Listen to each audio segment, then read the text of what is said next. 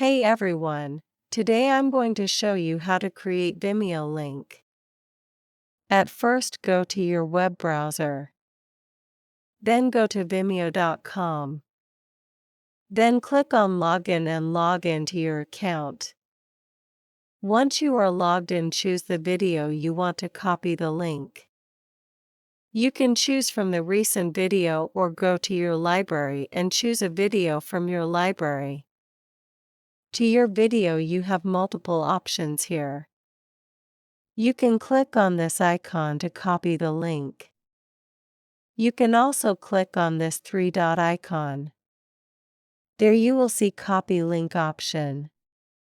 Tap here to copy the link. So that was all. You have successfully created a Vimeo link. Thanks for watching.